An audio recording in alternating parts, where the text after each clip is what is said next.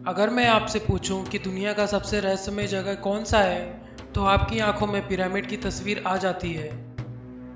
Pyramid को यूं तो दुनिया के 7 अजूबों में से एक माना जाता है, लेकिन इसके निर्माण होने का रहस्य आज भी लोगों को उस समय की टेक्नोलॉजी और एशियंट एलियन जैसे रहस्यों पर एक बार सोचने पर जरूर मजबूर कर देती है। भले ही दुनिया के सबसे पुराने पिरामिड का खिताब पिरामिड ऑफ जोसर को मिला हो, लेकिन आज भी सबसे बड़ा और रहस्यमय पिरामिड इजिप्ट शहर में स्थित the great pyramid of Giza को माना जाता है। आज के वीडियो में हम the great pyramid of Giza के बारे में ही बात करेंगे और इसके निर्माण से जुड़े कुछ रहस्यों के बारे में जानने की कोशिश करेंगे।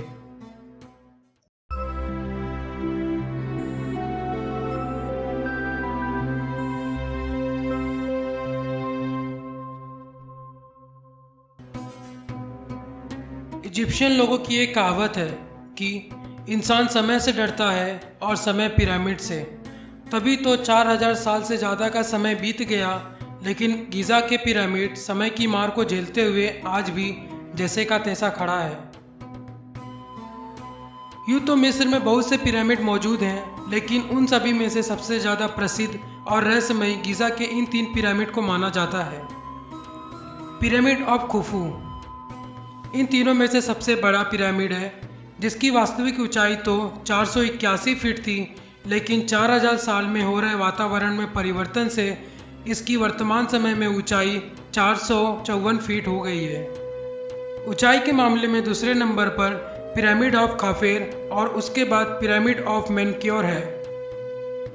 आखिर क्यों बनाए गए थे ये पिरामिड?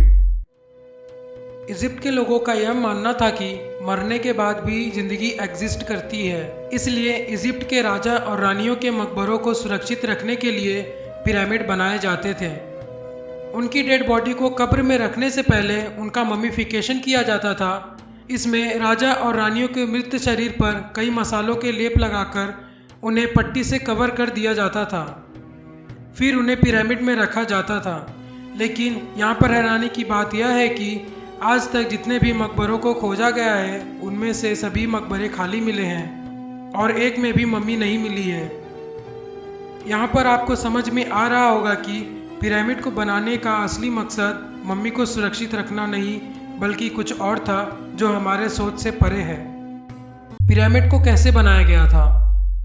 यह सवाल सबसे ज़्यादा मिस्टीरियस सवालों में से एक है, क्योंकि 2500 BC में जब पहिए का आविष्कार तक नहीं हुआ था, तब उन लोगों ने 481 फीट जितना बड़ा स्ट्रक्चर कैसे बनाया होगा। खुफू के पिरामिड को 23 लाख लाइमस्टोन के ब्लॉक का यूज़ करके बनाया गया है, जबकि उसके एक ब्लॉक का वजन 2000 किलो से 70,000 किलो तक है। आपकी जानकारी के लिए बता दूं कि आज की एडवांस मशीन और बड़े बड़े क्रेन्स भी 20,000 किलो से ज़्यादा का वजन नहीं उठा पाते, तो 4000 साल पहले ये कैसे मुमकिन हुआ होगा? क्या यह काम मिस्र के लोगों ने खुद किया या फिर इसे किसी एडवांस सिविलाइजेशन ने किया जो किसी और ग्रह से आए थे? कई सारी थ्योरीज का कहना है कि हमारे पास्ट में एलियन धरती पर आए होंगे और उन्होंने अपने एडवांस टेक्नोलॉजी के हेल्प से इन सभी इम्पॉसिबल से काम को किया होगा। पिरामिड के दीवार पर मिले चित्र। मिस्र के लोग पिरामिड बनाने के साथ साथ पिरामिड में मौजूद टनल्स के पत्थरों पर चित्र भी बनाया करते थे, और इन चित्रों में ऐसे मिथिकल क्रिएचर को देखा जा सकता है जो हमारी धरती के तो नहीं, लेकिन किसी एडवांस एलियन की तरह जरूर लगते हैं। इन चित्रों में आज की मॉडर्न हेलीकॉप्टर, पानी वाली बोट, एयरक्राफ्ट जैसे स्ट्रक्चर को साफ तौर पे देखा जा सकता है। आखिर बिना किसी मतलब और बिना उन्हें देखे इजिप्ट के लोगों ने यह कैसे बनाया होगा?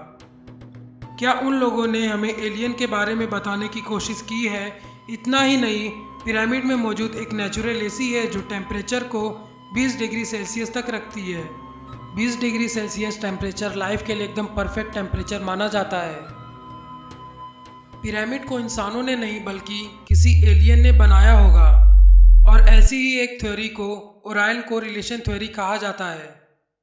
अगर आप गीज़ा के पिरामिड को रात के समय में देखोगे तो ओरायन नक्षत्र के 3 तारे अल्नाइटक, अल्नाइलेम और माइंटेका गीज़ा के पिरामिड के साथ परफेक्टली इंक्लाइन करते हैं। और ये सच में एक बहुत बड़ी मिस्ट्री है कि पिरामिड को इस तरह से क्यों बनाया गया। क्या ये कोइंसिडेंस है? प्राचीन इजिप्शियन लोगों के एक देवता थे जिनका नाम ओसायरस था। उनके पास फर्टिलिटी, एग्रीकल्चर, जीवन और मृत्यु पर नियंत्रण जैसे पावर थे। ऐसा कहा जाता है कि ये ओरायन तारामंडल में रहा करते थे और वहीं से धरती पर आए थे। पिरामिड को इस तरीके से बनाया गया है कि इसका एक सिरा परफेक्टली नॉर्थ पोल की तरह इंक्लाइन करता है। हालांकि इसमें कुछ किलोमीटर का ही अंतर है जो 4000 सालों में हुए टेक्टोनिक प्लेट के हलचल से आया है। क्या यह भी महज एक इत्तेफाक है? द ग्रेट स्फिनिक्स या पिरामिड ऑफ खाफेर के सामने मौजूद है। स्फिनिक्स का सर तो इंसान की तरह है, लेकिन बाकी का शरीर किसी जानवर की तरह लगता है। स्फिनिक्स को दुनिया की सबसे बड़ी मूर्ति में से एक माना जाता है, जिसकी लंबाई 73 मीटर और ऊंचाई 20 मीटर तक है। इस मूर्ति को लाइमस्टोन के एक बड़े से पत्थर को काटकर बनाया गया है। शुरुआती समय में स्फिनिक्स का गर्दन से ऊपर का हिस्सा दिखाई देता था। अगर आप 1920 में लिए गए तस्वीर पर नज़र डालोगे तो सिर्फ स्फिनिक्स के सर को पाओगे। इसके बाद 1925 में इतिहासकार और पुरातत्ववेदों की टीम ने खुदाई करवाई और उसके आसपास की मिट्टी को हटवाया, जिसके बाद इस स्फिनिक्स के पूरे शरीर का ढांचा बाहर आया। 1740 में चार्ल्स थॉमसन ने अपनी एक किताब में लिखा था कि जो लोग स्फिनिक्स के सर के ऊपर चढ़े थे उन लोगों ने बताया कि वहाँ एक गोल सुरंग मौजूद है जिसके जरिए उस मूर्ति के अंदर उतरा जा सकता है, लेकिन बाद में उसे किसी इंजीनियर ने लोहे के ढक्कन से बंद कर दिया। यह तो आपको पता ही होगा कि 21 जून को साल का सबसे बड़ा दिन और रात छोटी होती है। उस दिन सूरज के अस्त होने के समय द ग्रेट स्फिनिक्स कुछ ऐसा दिखाई देता है। तो क्या यह भी एक इत्तेफाक है? साल 2006 में हुए नए खुलासे। साल 2006 में स्फिनिक्स को लेकर नई बात सामने आई जब रूस के रहने वाले 12 साल के बोरिस्का ने चौंका देने वाले खुलासे किए और उसने दावा किया कि उसका दूसरा जन्म हुआ है और वो अपने पिछले जन्म में मंगल ग्रह का निवासी था।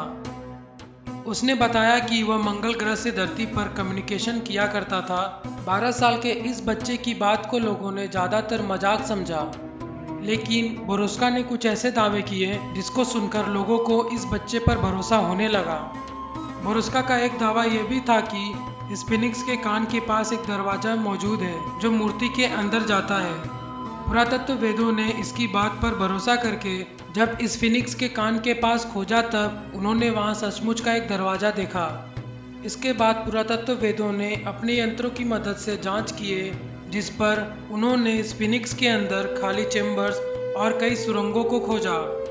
बाद में खोजकर्ताओं को अंदर क्या मिला वह इसके बारे में कभी खुलासा नहीं किए। पिरामिड में मिली सुरंगें। पिरामिड में जगह जगह पर सुरंगें बनी हुई हैं और पहले लोग यह सोचते थे कि इसे वेंटिलेशन के लिए बनाया गया होगा, लेकिन जब जांच के लिए एक छोटे रोबोट को इन सुरंगों के अंदर भेजा गया तो इस बात को डिसमिस कर दिया गया।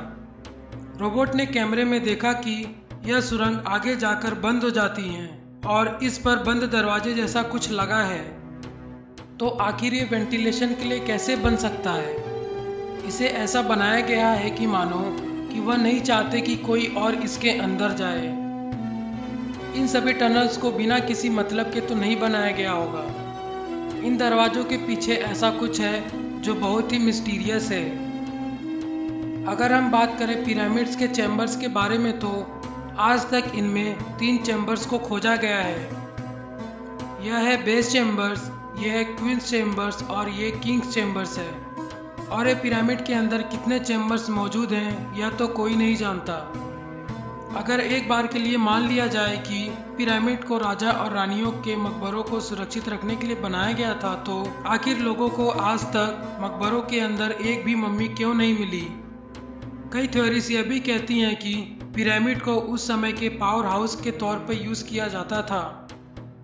ऐसी बहुत सारी थ्योरी हैं जो पिरामिड के निर्माण और एलियन के होने पर दावा करते हैं, लेकिन इनके कोई पुख्ता सबूत नहीं मिले हैं। अगर हम इनमें से किसी थ्योरी को सच मानने लगते हैं तो इन पर सवाल खड़े होने लगते हैं और देखते ही देखते सवालों का सिलसिला चालू हो जाता है। आज की हमारी टेक्नोलॉजी चाहे कितनी भी एडवांस हो जाए, लेकिन वह आज भी इन सब सवालों के जवाब नहीं दे पाते। आज के वीडियो में बस इतना ही।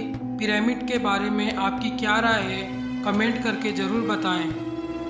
अगर यह वीडियो आपको अच्छा लगता है तो लाइक करें, सब्सक्राइब करें और शेयर करना ना भूलें।